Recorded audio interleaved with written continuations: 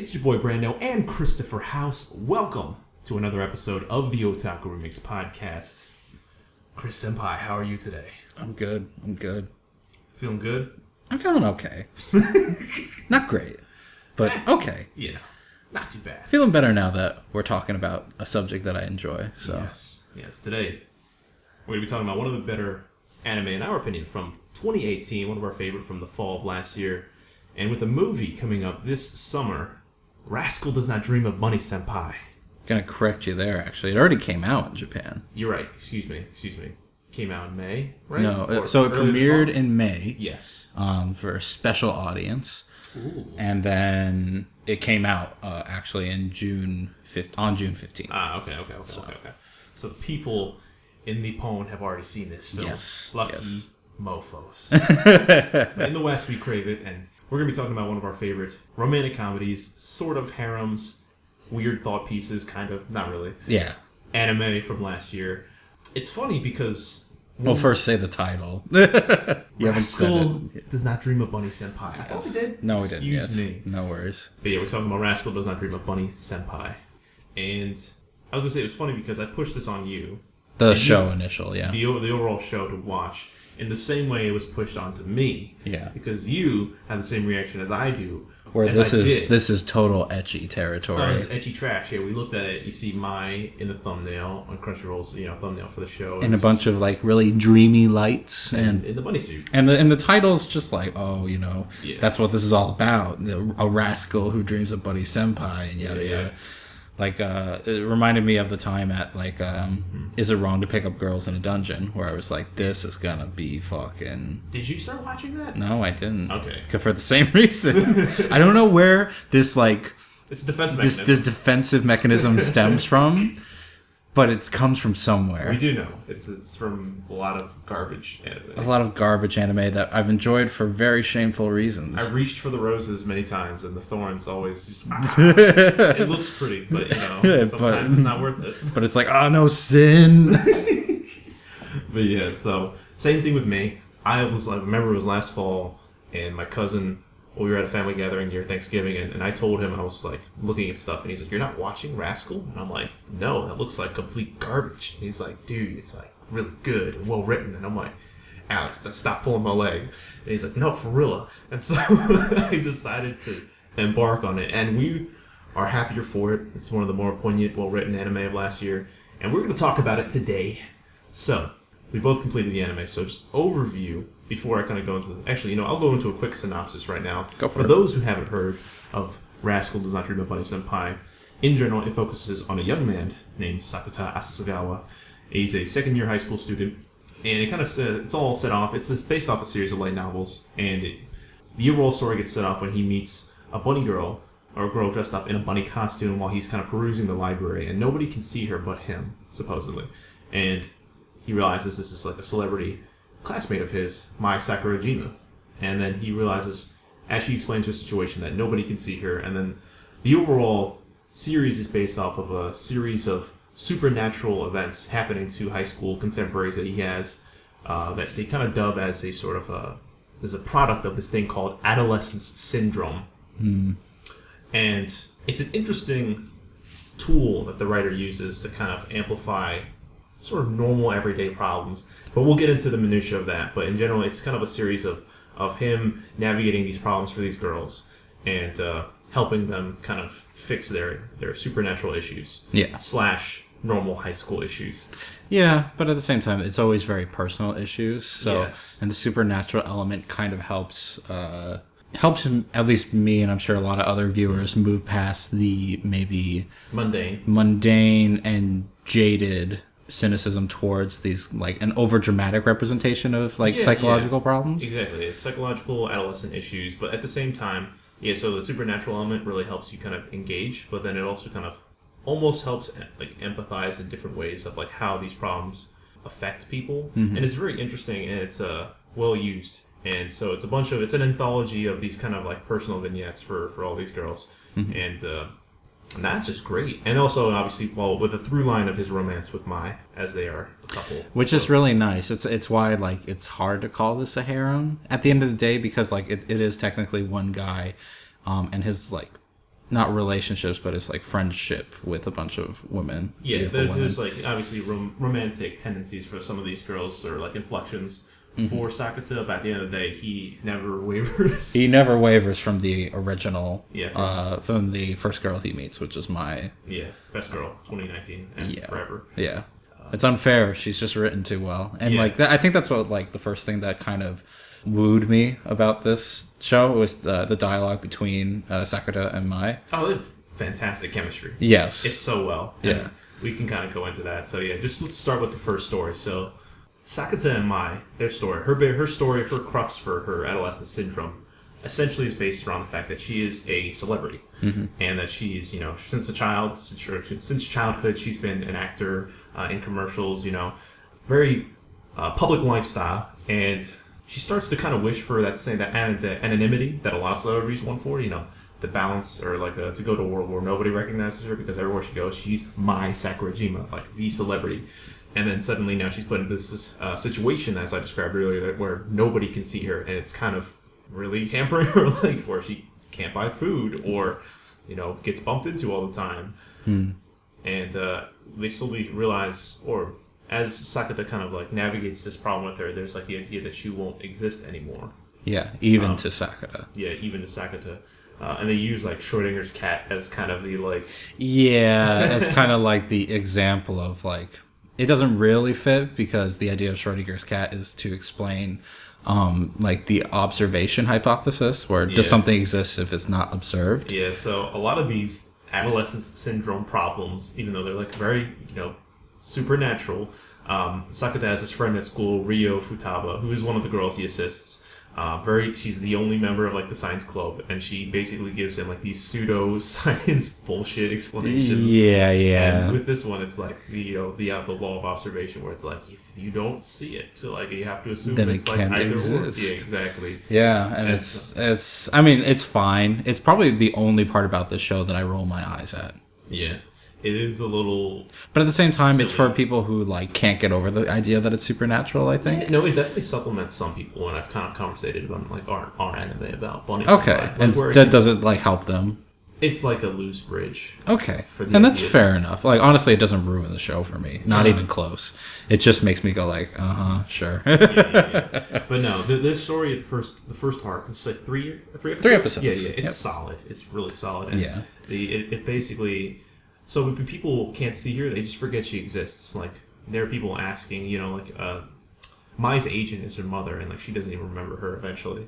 And like having a daughter and a bunch of other people that Mai just interacted with don't remember her. So Sakata is afraid that once he falls asleep, at one point, that he will forget her as well. So he like scrambles to write a lot of notes. Yeah. To kind of remember her. And the climax of that first story is that once he remembers, he forgets her. He wakes up and forgets her. He tries really hard. He stays awake for like several days, trying to like just maintain between caffeine pills and stuff everything. Like that. He just wears himself ragged trying to do it. Eventually, he does forget, but thanks to a bevy of notes, and I forget what it was. There are a few things that kind of like trigger his memory, but eventually he does remember it, and then he reconciles. The only way to shove Mai back into the public eye is to scream at the school. So he like goes out into like the gym, or the baseball field, and like yell at the school, professing his love for Mai. Yeah. Like, I love Mai Sakurajima from school, whatever, from class, whatever. And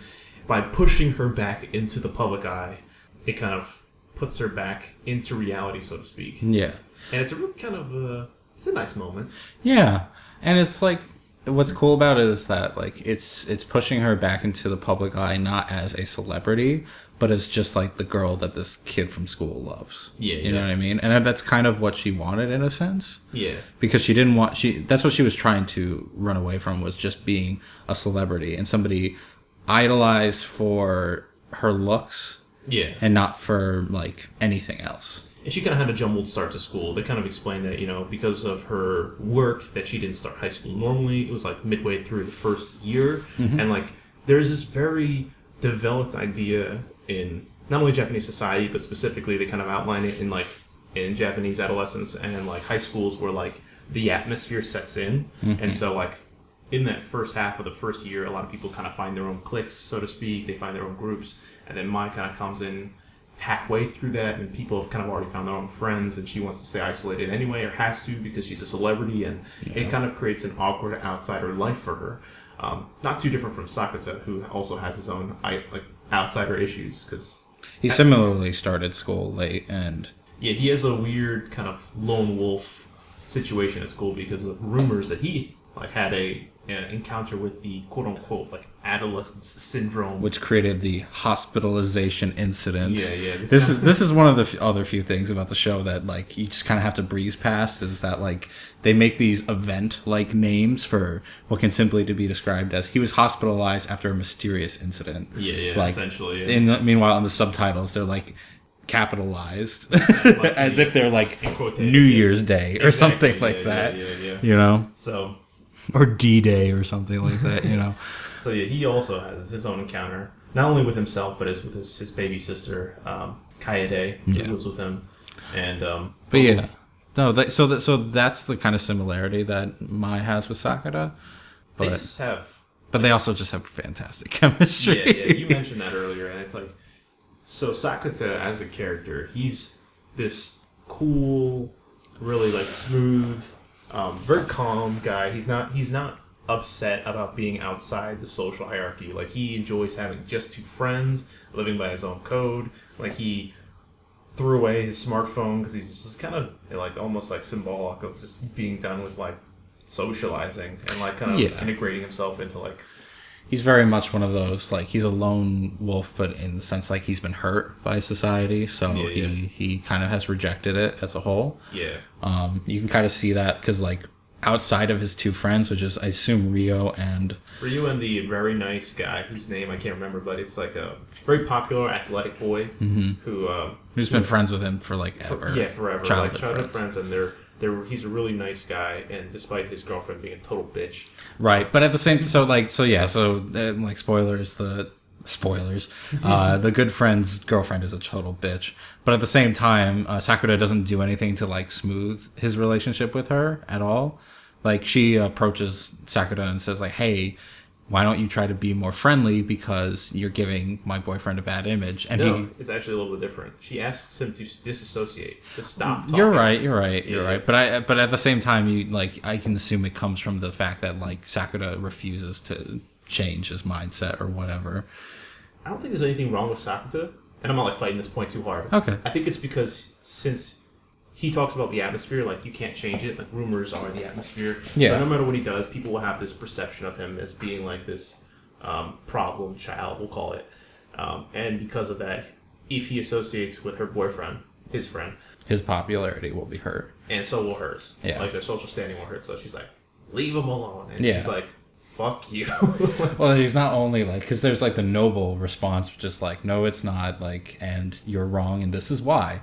But then he goes further and it's what's the matter with you? You on your period or something? And it's you could tell why people don't like you. He's pretty cheeky, and he's very cheeky and very crass. Yes. And so you have this kind of very smooth, crass, confident character, and then you have Mai, who also has kind of underneath her very prim and produced exterior. She has kind of a wicked sort of sense of humor. She's very flirtatious. She can be flirtatious. And she's very confident in her image, probably backed by the fact that she's a model celebrity forever.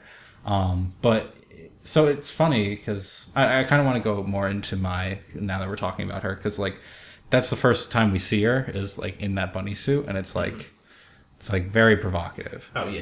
And she's just going around. And she's just walking around just and she chose that suit. The reason why she's wearing it is to gain attention from people, to see who gets who, it's who sees very her. intelligible of her. It's I'm going to wear something that is so eye-catching that no matter. So all these people, I can really tell who can see me and who can't. Yeah. But at the same time, she doesn't want to be seen that way. It's this weird contradiction in her character where she's I don't want to be this. I don't want to be seen as this celebrity. I don't want all this attention. But I'm going to go out of my way to try to gain this attention at the same time. Yeah, well, she's put in a situation now where she's, unseeable. So, I think now she has to. Yeah. Yeah, but at the same time, she was doing it as a test. Yeah. She wasn't doing it out of concern or anything. She was doing it more as just like, ooh, what will happen? Exactly. So like that's kind of interesting about the character, and that's what I kind of like about her is that she is not.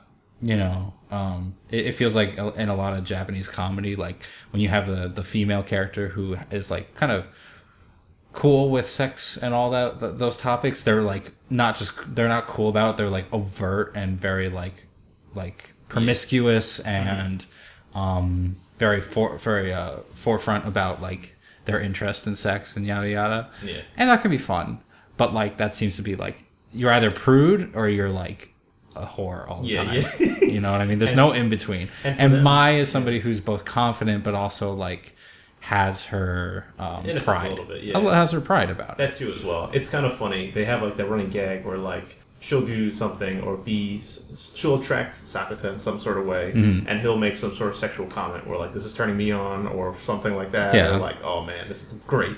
And then she'll be like, I'm okay with boys thinking about me. I'm Mai Sakurajima, like where she's like, I understand and I'm totally used to dudes sexualizing me, but she's like kind of blushing. And so she's it's very tsundere, but in like a really playful way. Yeah, and it's one of the fun interactions, one of the fun many interactions that they continually have, and they have a great rapport, and their dialogue it carries a lot of moments in the show. Yeah, and like you were mentioning, like that duality she has with the first problem, which is the whole thing that the adolescent syndrome represents is like her necessity to be in the public eye, but also want her privacy and kind of find her own place in the social hierarchy for herself, as a celebrity, but also as a normal student, and have that normal life, which Sakata affords her.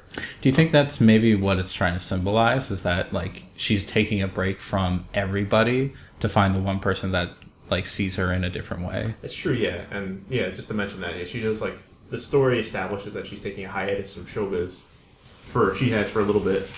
That's when the problems begin. Right, because like even as a celebrity, if you take a break from showbiz, everybody around you still sees you as that celebrity. Yeah. It's not like quitting being a doctor and then like you don't have the doctor coat on, so nobody thinks of you as a doctor anymore. Yeah. Like once you're a celebrity and you're in the public eye, that's who you are. Yeah, even if you stop making movies. Exactly. Yeah. Especially when you reach a certain level, it's hard to turn back from that. Yeah.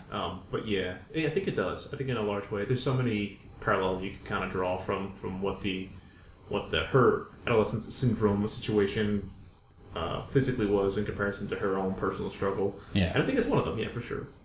But yeah. Moving to the second girl. Yes. We'll just kind of go down the list because there's not too many. There's only like 4 or 5? 5. Yeah. So there's Mai, and then there's Koga, who's the second one, who is a kohai, a younger student to Sakata, a first-year student who... You're right. Koga Tomoe. Yeah, I don't remember the inciting incident off top. It is actually brought up before. When they kick each other's butts, right? Yeah, it's a really, really funny scene that I'm not going to ruin. Just go watch the show. Yeah. But Tomoe and Sakura meet each other under very hysterical circumstances and get busted by the cops for it. And later on become friends. They start working with each other, right? Yeah, they start working with each other. And more or less, Tomoe is... she's from Osaka, I believe? Yeah, she's from like the sticks. The quote-unquote Hicks. Sticks and Hicks. Yeah. And then she moves to the city and then has to develop this whole city persona over like some time, change her accent, her fashion. And not through pure image, but just like what she feels she needs to do to stay in the social standing. Which is extremely important to her. Which I guess is pure image. Never mind. And that could sound like pure pressure, and elements of it does, like where you like feel like you need to mold to your environment, but there's something kind of not empowering, but like something I approve of about that for Tomoe, where she kind of earns this sort of persona that she always wanted. Yeah, it's something that she desires. She knows what she wants and she gets it. Yeah, she achieves it. You gotta respect that a little bit, yeah. But then her problem goes further than that. I know there's like an initial issue that they experience with the basically a boy that one of her friends really likes actually likes her, Tomoe. Yeah. And he's also kind of a skis. Like he kind of just like seems like he just wants kind to. Of a douchey, sexy it seems like he just kind of wants to shtup her and then go on with his way. But Tomoe doesn't want to upset her friend, and she doesn't want to go out with the guy. So it's like I need to have a reason not to go out with this guy, Right. and that's why she asked Sakura to pretend to be her boyfriend for a little bit of time. She's like, give it a month and he'll lose interest. Yes. And it's like, okay. And then it further goes on that Tomoe actually kind of garners feelings for Sakura, and that eventually leads to her adolescent incident where she creates like this Groundhog Day paradox, where the last day that they agree to be boyfriend and girlfriend, she causes to repeat over and over, not allowing time to move forward. She basically is a stand user at that point. Yeah, she's the one who physically keeps it in place, which is interesting. So there's a lot going on there, and it's like what I read into that was basically, since she's this person that's kind of spent so much time thinking about the quote-unquote atmosphere, is something that they use a lot in the show, and just I think in general with Japanese colloquial terms, kiki no yomenai, whatever the fuck they call it. The atmosphere. You know what I'm talking about, like the social vibe, we'll call it. Yeah. Where she's kind of found her place in that and likes to control it and thinks a lot about people's mannerisms. She's very observatory, that she knows she can predict what people's necessities are and kind of like act accordingly. And so she's so in tune with that she kind of knows exactly how she'd like something to play out. Yeah.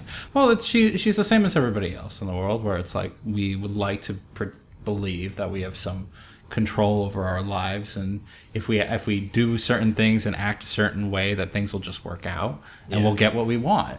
And it's just like what she fails to realize, even though she is so smart and she works so hard to like get what she wants or have things turn out the way she wants them to. Sometimes people just don't act the way you want them to. And so ultimately the reason why she creates this time loop is that she hopes she can act in a certain way to actually change Sakura's heart, in a sense. That's the revelation, because he doesn't know why Groundhog Day is happening, but eventually he realizes it's because of Koga, that she is playing the day back over and over and over again until eventually, hopefully, change his mind. And it doesn't. And it kind of tells her to like you can keep doing this if you want, but it's not gonna make a difference. Yeah. And the important thing is like to accept these things, like the intangibles that you can't change, or outcomes that you don't like. You know, like it's okay that you tried, but like it's okay to fail. But just as long as you take it and like fail forward, you know. Yeah, exactly. And so she takes it. She takes the rejection, and then decides to also take the impetus to reject the other guy that we mentioned, the skis ball, even though it might hurt her social standing with her friends and stuff like that. But she understands that some of these things need to happen so that she can move forward with her life and grow. And again, really cool story. I really enjoyed it. Tomoe is probably like my favorite story out of the bunch, even though I like Mai quite a bit. It's just her story is just very, I don't know, maybe personable for me. I don't know. But of that time, I had to reject that guy, or else all the girls would hate me. Me too. Oh my god. They're flocking all over me like sharks on blood. But I stood my ground. Oh god, next story. Rio. Time for Chesty McLew here. Yes, I love Rio. She's like my favorite girl. Oh, she's fun. She's, you know what, I take that back. Because she's a skank. Ryu Futaba. So this is one of Sakura's like close friends, the science girl, and then he discovers that like through the bitch girlfriend of his homeboy. Yes.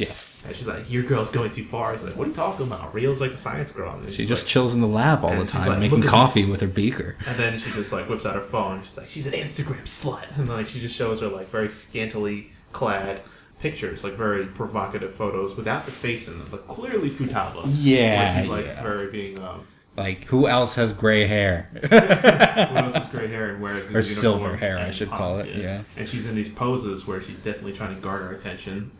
And if I remember correctly, there are like sultry messages with them as well. Yeah, kind of like elusive kind of messages, like "come get it" or something like. Something it's like provocative that. to say the least. Yeah. And it suddenly becomes like an issue where he finds her, but he finds Rio. She finds Rio, but there's two Rios now. Yes. There's one that's kind of living the school life with her hair up. Thankfully, a way to distinguish the two, where her hair is up and she's wearing contacts. They just say it's because it's like a tot, and she just felt like wearing contacts. And he's kind of fostering the other Rio, which kind of looks like his more traditional one, where she's kind of wearing just street clothes, her hair's down, her glasses are on as she normally is like. Yeah. And so there is a duality with Rio's personality where she has this side of her that's not, let's say it's more extroverted. Definitely. It's a little bit more forceful about trying to get what she wants. Which is not really, not forceful, but a little bit more forward. I interpret it in a different way because you could interpret it as extrovert and introvert, but like, because Rio is like very much like the science girl who just like does her academics and that's it. She doesn't seem to have much of a social life outside of Sakura. Yeah, no, she's still kind of like Sakura, where she doesn't really care for people and other things. She's very comfortable with her two friends and her hobbies and she's kind of being the lone wolf. But at the same time, they're in high school and they're at that point in their lives where like interests in romance come up, and it turns out that Rio is attracted to a friendly, cute, athletic guy. We need to come up with like just a name for him. I really should have found his name. name. Google his name right now, or we should just call him. I'm just gonna call him like Squidward. No, I was gonna say like Jimmy the basketball player. Yeah, Jimmy the basketball player who's like really nice, cool, and redhead and all that stuff. So for today, he's Jimmy. And so the three of them are like the core friendship. Like they've been childhood friends. Yeah. And so they're in high school now, and she's developing feelings for him. And not only that, but she like knows that she's kind of developed in terms of like her body. Yeah. And that's where the duality comes in, where she wants to keep up her nice. She wants to keep the friendship and like that part of her, but she also wants to pursue this more mature and sexual oriented like lifestyle. Yeah. And she doesn't know what to do with it. So it's kind of like an exploration. Yeah, exactly. Of that side. Exactly, but she has no like guiding force. So she just kind of takes it out on the internet. Yeah. Which actually is probably like honestly a lot more common than many people might like to admit. No, it's extremely common. Extreme. But I mean not so much because like, you could say, oh, people look at porn all day, but I mean like the idea of people the idea of both girls and guys like throwing pictures of themselves out there to garner attention. Yeah. I think it might be more taboo in like the East, perhaps. To do it's taboo everywhere. But I feel like it's more common in the West. I would say like in high school, especially now in like a social media age, for like people adolescent to kind of like go a little bit too far in their exploration of like what does my sexuality garner, right? As far as like in the courting process. Yeah, absolutely, and it's like. Yeah, it's definitely those two episodes are interesting, especially from the Western perspective, because it's like her actions of like posting images of herself are like in the canon of the story, everybody views them as like this is a bad step. This is a really, really bad step. Yeah. And thankfully they kind of back that up by having her like be followed by somebody. Like she has a stalker incident where somebody's like trying to an unwanted lover appears. Yeah. And so thankfully they try to back up that morale with some form of logic and not just like slut shaming. Yeah, I was gonna say. But at the same time, like that's kind of the problem. It's a tricky subject, and the fact that they only covered it in 2 episodes would be like kind of concerning to maybe some. But I think they do it pretty tastefully. Yeah, the conclusion basically leads to a festival. It does, but it comes before that because ultimately Sakura concludes, I forget who comes up with the conclusion, but he concludes that the biggest problem is that the two Rios are not in communication with one another. The one who wants to explore her sexuality is not talking with the one who wants to keep her like social standing, because and that's honestly like I think a pretty good message overall is that like sure I want to like we should respect people's sexuality, no doubt about that, but if you're gonna put yourself out there, especially on the internet like that, you do have to know the consequences. Yeah, I think it's a mixture of being honest with yourself about what your wants and needs are, but also having self-awareness and context for your actions. So it's like, hey, if you are going to do this, which is like the sort of social standing side of her, these are the repercussions. But also for the sexual side of her that like wants to kind of explore these ideas, like to not reject them. Yeah, to not suppress them. Yeah, to the point where like it's like it's coming out exactly in unwanted ways. Honestly, you could even see that in like our alcohol society here, or like party society maybe is the more appropriate term, where you just see like these different sides of people where it's just like, holy fuck, like where was this? Yeah. And it's so that, you know, I've kind of turned around on Rio a bit because like it's a very dramatic episode or set of episodes. It's just two, but because of the subject matter. It's pretty concise though. I like it. Yeah. And you know, once the two merge back into one, she's able to kind of like consolidate that she wants to go to Jimmy. Well, they all go to the festival together as they do every year. And she instead takes the opportunity to, you know, dress in yukata and like tell Jimmy, you know, hey, this is how I feel. I know that you have a girlfriend, but like, I'm not going to lie. You know, I at least want you to know. And it's good. I think it's at least good to be honest with your feelings. Yeah. Because sometimes there's coping with feelings that are hard to cope with, and there's things that you really do need to like exercise. Oh, absolutely. And that's like the kind of balance that the episode is trying to show. Yeah, so Futaba's story is pretty cool. Yeah. Which leads into, it's a sister character, Yokohama? Yeah. It's Sakura, it's Mai's half-sister. Yes. Who's like part white, I assume? She's a whitey. Yes, she's part white. Oh, she's blonde hair, blue eyes. And theirs is a Freaky Friday situation. Yeah, I think it's like the least interesting of all the girls. Yeah, it's because it's a very straightforward sister complex. I don't know. Maybe it might resonate more with a female audience. You and I are both. Well, no, you were an only child, right? Not technically, no. Okay. I shouldn't even say that. Oh my god, I'm so sorry. I have a half brother and a half sister who are both younger than me. They are absolutely my siblings. I did not mean to imply otherwise. Yeah. For me, Jesus fucking Christ. I was gonna say, excuse me. For me, they're just. This is just another reason to never let my dad listen to this podcast. For me, I have a sister, a twin sister, and a half brother, and so, but I didn't really grow up with my half brother. So the reason I wanted to bring it up is you and I don't have like direct siblings that like we grew up with that are of the same sex. Which in the sense that like I never, since me and my sister the same age and with different sex. Well, were you guys ever compared to each other? All the time. Okay, so that might be a little bit, a little bit. I meant to be like an older sibling, you know. Yeah, I think the reason, so maybe to get more into the story, basically, Mai's younger sister has an inferiority complex to her sister, to Mai, because Mai is a huge celebrity, and the younger sister is trying to be an up and coming celebrity. Yeah, she's like part of an idol band who's trying to like find their light. And lo and behold, her adolescent syndrome is that Mai and her switch bodies. Yeah, so Mai get her name real quick for me. Go for it. Yeah. But I'll just use my sister for the term. So her name is Nodoka. Yeah, Nodoka. Yeah, so Nodoka is in Mai's body, Mai's in Nodoka's body, and Nodoka starts to feel the inferiority complex more and more as Mai lives through. They kind of rehearse. They go over each other's schedules so that there's no complications in their daily lives as they go through.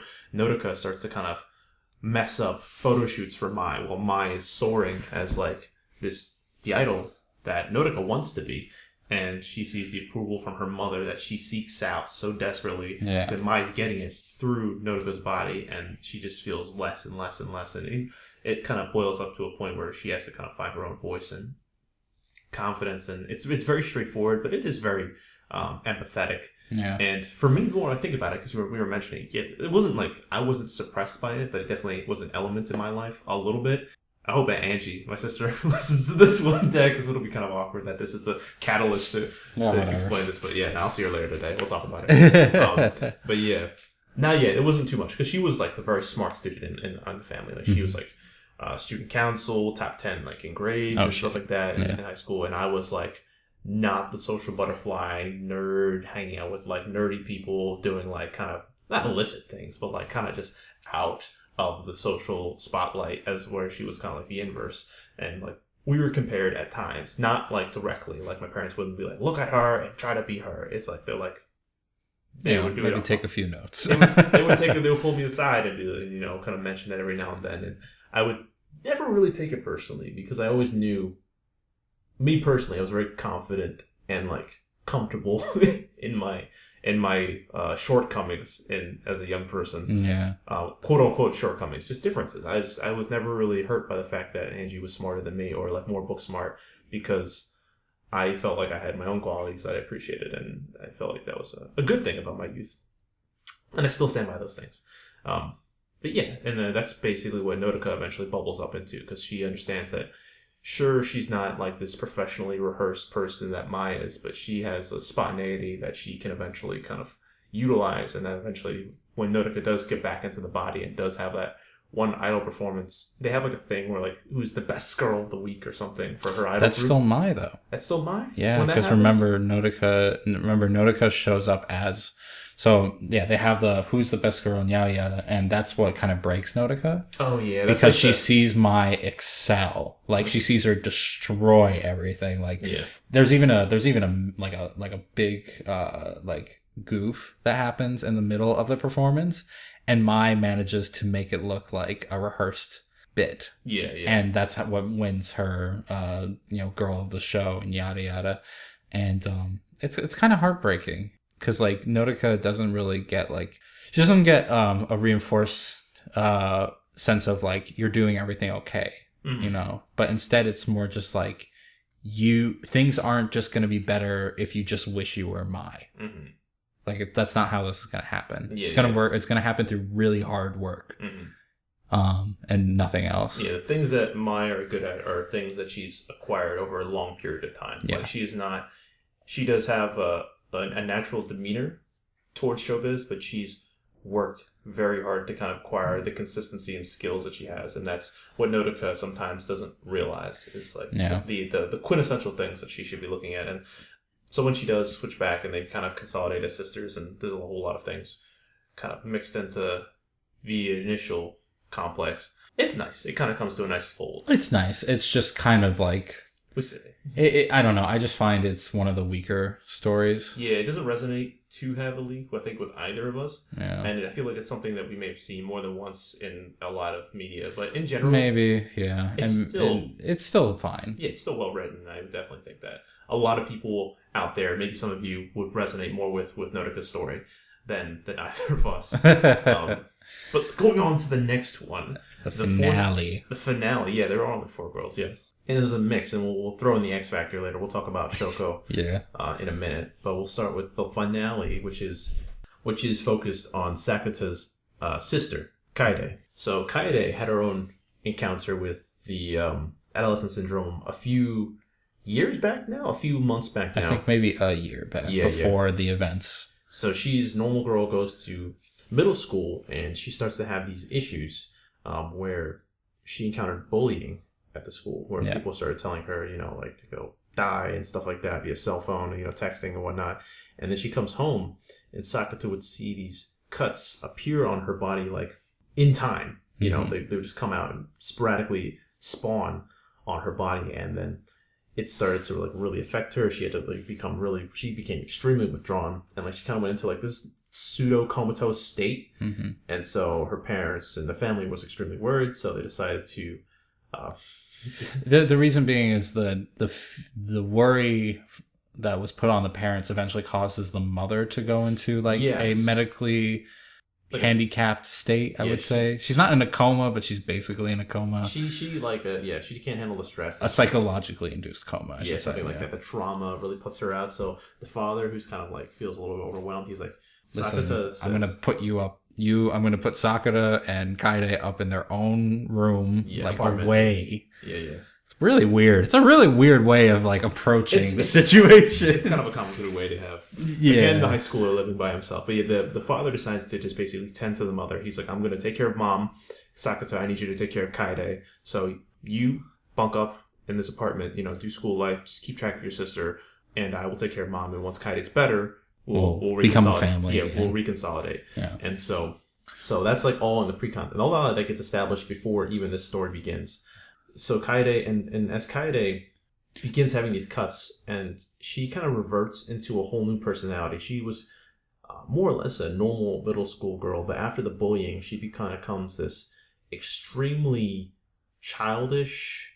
I don't think they have the same memories even. Girl. Yeah, I don't know. Yeah, it's that Kaede is stuck, like her whole existence becomes around Sakata. Yeah, she becomes this very kiddish, very playful, very afraid of the outside world girl who stays in every day, doesn't leave the house ever, and just wears her little panda kigurumi and just stays inside and plays with cats.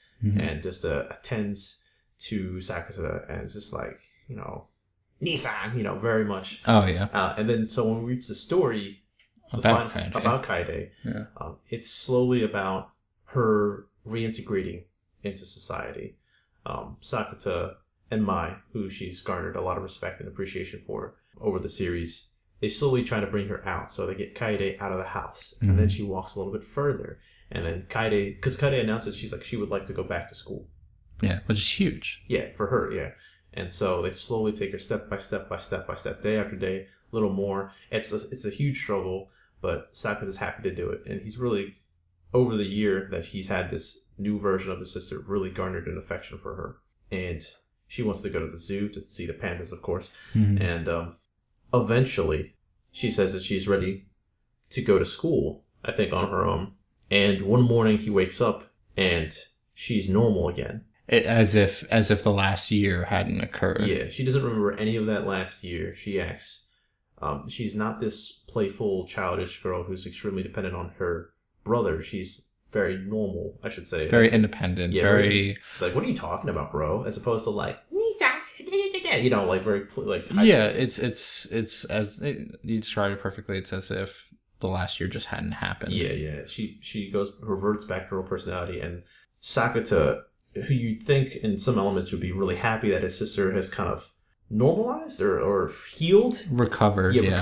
He mourns the loss of the other sister because he promised to take her to the zoo, and there was like this apex of emotion where they're like, oh, thank God, because he got a seasonal pass to the zoo where they can go visit the pandas every day. They snuck into school at night so that she eventually did make it to school on her own, and he felt like so accomplished in growing this part of his sister. And he mourns not only in this, it's like very literally portrayed as like the death of a character almost that we've kind of been with through an entire season. Yeah, but at the same time, what it kind of represents that we've talked about is Sakata kind of mourning the loss of a side of his sister that was dependent on him, that kind of grew that kinship between siblings. Yeah, so it's because Kaede for a while, especially when in this little arc, comes off as closer to a younger sister, but also like a daughter, where it's like she's very much dependent on Sakura and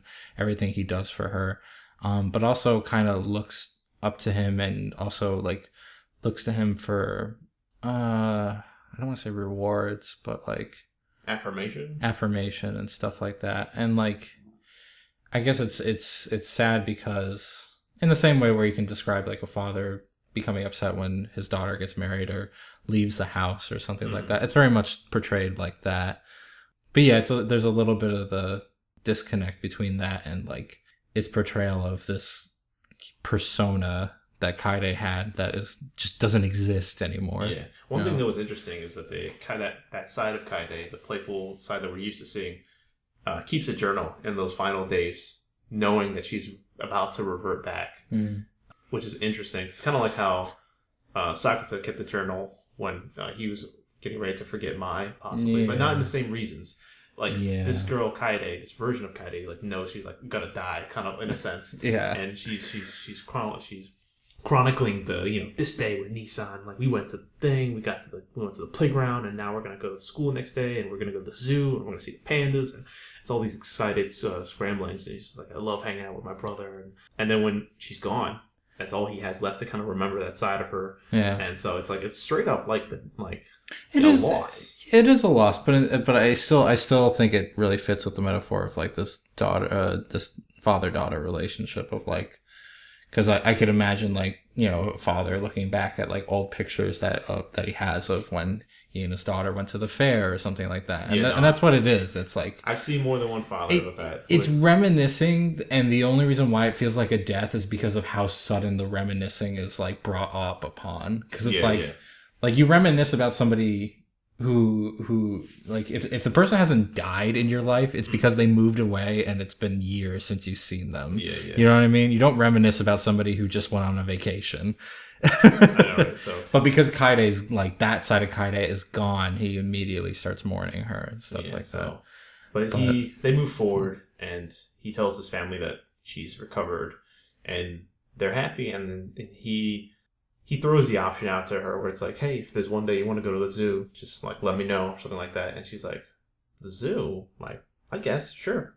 Yeah. And like so there's still something there. Yeah, a little something there. A little something, and they go to walk to school together, and it does have a happy ending.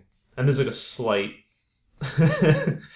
like brief concern with Mai, I think. Oh yeah, they get like, because throughout the series there's been like very, very slow romantic progression with Mai. Yeah. To be fair, it was like those first 3 episodes, it's like they get established as like committed boyfriend and girlfriend, and then it's like, but they don't really do anything for the next 9. Yeah, because it's always outside of like random flirting, which is honestly still some of the best parts about the show. This is why Mai is the best guy, because not only does she tolerate him dating another girl for a month, God, where he's it's like, so weird. I know, and then he helps her through the body switch. Yeah, and then Mai helps him with Kaede and all this other stuff, and eventually she kind of, it's not even important. This is such a throwaway kind of like plot point to just kind of bring up. It's just to reaffirm right at the end of the anime. It's like they love each other, and like let's just punctuate with that. They don't kiss, but like she kisses him on the cheek and just reaffirms that they have like that they are the through line for all of this as far as like the emotional core for the entire series. Yeah, but it doesn't really tie itself very well. No, it's not like the bow tie. That's why I think this show like doesn't quite jump to like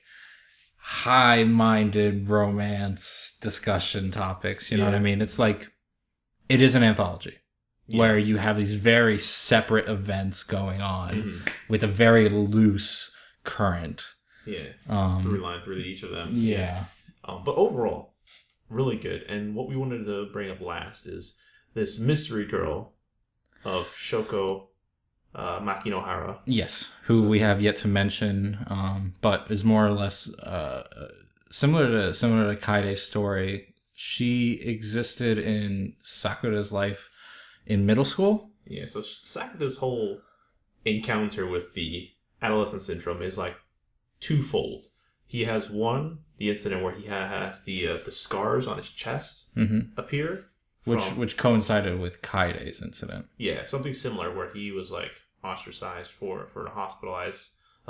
No, he was hospitalized because of the adolescent syndrome. Yeah, and then that was the hospital incident. Yeah, and then I don't know what caused his adolescent syndrome. Yeah, no one. It doesn't. I don't remember it off the top, and I don't know if they even explained it. But yeah, he ended up with these large scars and was hospitalized, and because of that, he was ostracized because people started making rumors of why he was hospitalized, and et cetera, et cetera.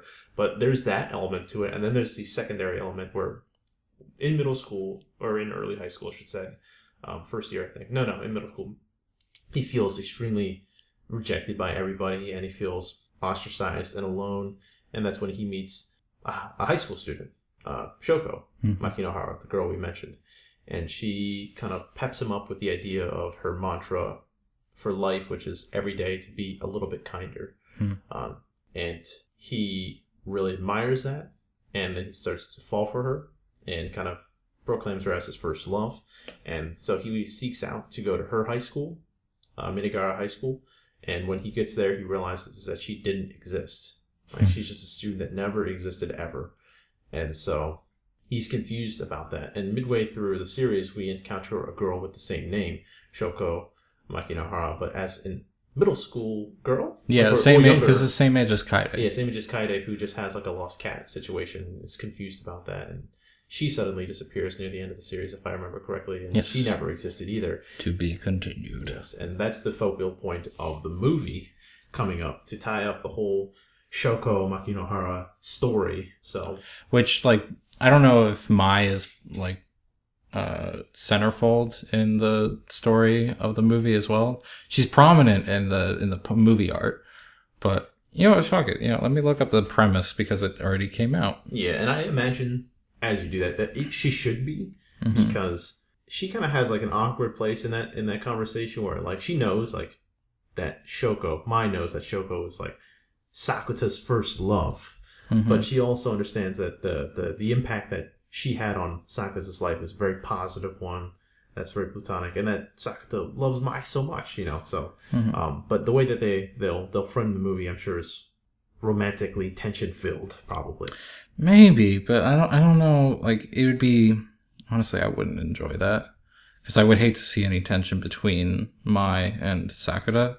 Yeah, like the charm of the show comes from how good their chemistry is. So like, I don't know. Like, honestly, before I even get to this premise, what would you prefer it to be? I think that there should be elements of it. I think that tension is uncomfortable and interesting, but I wouldn't want it to be the quintessential thesis for the film. I don't want it to be like the focal point that the entire plot revolves around, where it's like a lover's quarrel. I want it to be more about, because every time there are these adolescent syndrome situations, they play double duty, maintaining dramatic tension for us, because it's a supernatural situation going, and then working as that metaphor for the person's problems. And since Shoko is not real, I'm interested to see how they would play up what she represents. Because what is she representative for? Like, for whom? Is it for Sakata, or is it for a real Shoko? And you're kind of like giving me a big-eyed look. What did you see? So I'm having trouble finding the plot of this. Like, I'm having to go through like Reddit and like people's translations of the volumes that the movie is about. Like, I'm having a little bit of trouble, and like something came up that made me go like, "There's no fucking way this is about this." I mean, you could say it if you want. The line started with "Mai is dead." I'm sorry, I can't believe that. So because the only reason why I'm like stunned right now is because all the comments, like, so there's a link to this like premise, right? Yeah. And they're like, this is what the 7th volume is, and yada yada, and it's like, and all the comments below are like, yeah, it really sucked when that happened. Fuck. And I'm like, are you fucking kidding me? All right, so no, I'm sorry. All right, so let's go into this discussion, because like I'm like fucking frustrated now. Okay, unconfirmed. I don't care if I look like a jackass. This is gonna be awesome. All right. So if Mai is dead in this movie, how pissed are you gonna be? I'm gonna be pissed as fuck. She's best girl forever. Well, not even that, but it's like, it just because then the movies would have to be about how Sakura is like getting over this, like, I don't want to watch. Yeah, I don't want to like. No offense to any story that's ever been told about that or people who grieve, but like, it's not like what I wanted. So yeah, because like honestly, Shoko is that already, where it's like he was mourning the disappearance of this love in his life. Shoko comes when he's in pain. Yes, Shoko comes to save the day when he's lost, and he had that. She shows up right at the end of the anime when there's a little bit of a rift between him and Mai. And if she shows up again as this guardian angel for when Mai dies, if Mai dies, again unconfirmed by either of us really, but if it's true, then God, I'm not sure how I'm going to feel about this. Because here's the thing. For it to be not insanely depressing, she would have to come back, right? I guess, yeah. I don't know, man. We'll see. Maybe it's a syndrome situation. Like, they're bringing up Your Lie in April, and that's making me really concerned. Jesus. All right. On that note, we're bailing out. We're throwing the lifeboat out there. So we're jumping off this boat. So we hope you guys enjoyed our conversation and talk today about Rascal Does Not Dream of Bunny Senpai. Again, for those who haven't watched it, fantastic series. Highly recommended. Go check it out, especially if there's any chance that we might get the movie. But yeah, any final thoughts on your end, Chris? I'm so like... Okay. Final thoughts on the series. It doesn't seem like the series is getting a second season. Like, this movie's going to be like the period for this little production. But it's great. It's really charming. We didn't really talk about the actual production of the anime, but it's like, it's not overly produced. Like, the animation's not over the top, but it's more, not only is it serviceable, but it does what it needs to do. And it's like this very melancholy feel of simple high school life and like fun, charming dialogue between two young people who are romantically interested in another. And the drama just comes from very standard high school adolescent drama of personal problems and psychology. If you really like the Persona series, you're probably going to like this. The production, the tone, all of it's really good. The music is great.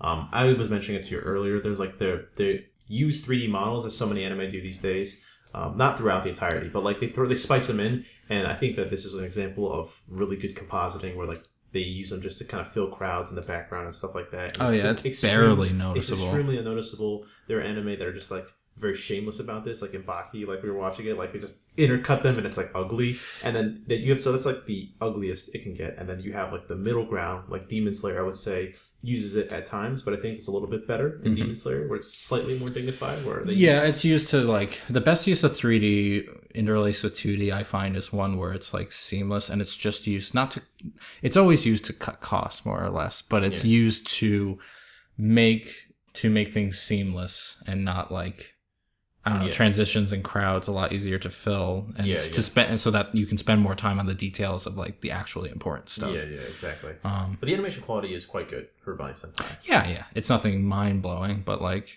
it doesn't need to be. Yeah. You're coming here for like the character drama and the dialogue and like the music, the voice acting, and the actual like written word is so good that it'll carry you through this series. Yeah, so also that ending theme.